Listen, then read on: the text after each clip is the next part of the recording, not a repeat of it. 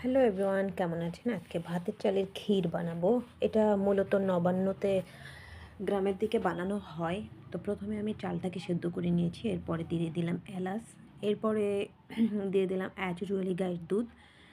গায়ের দুধটা দিয়ে আমি কিছুক্ষণ নাড়তে থাকবো। এটা নাড়তে নাড়তে অনেকটা কমিয়ে যখন আসবে তখন দিয়ে দিব গুড়। আর গুড়টা আমি আলাদা করে ওই পাশে গলিয়ে নিচ্ছি লুক্স। এটা যখন গলবে, গলার পরে আমি এটাকে ঠান্ডা করব। ঠান্ডা করার পরে আমি দুধের মধ্যে দিয়ে দিব, দ্যাট মিন্স ক্ষীরের মধ্যে দিয়ে দিব। আপনারা আপনাদের পছন্দ মতো মিষ্টিটা নিয়ে নেবেন। আমি যেহেতু একটু বেশি সুইট পছন্দ করি, এই জন্য একটু বেশিই দিয়েছি। এখন মিক্স করে দিচ্ছি। এটা দেওয়ার পরে কিছুক্ষণ রাখতে হবে যাতে গরম গরম না দেওয়া হয়। গরম দিলে এটা আসলে দুধটা ফেটে যাবে। তারপরে অনবরত নাড়তে হবে।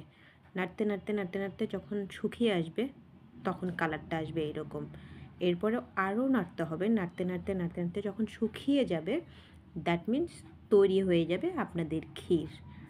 ফাইনালি লুকসটা আসবে। কেমন হয়েছে জানাবেন। Thank you.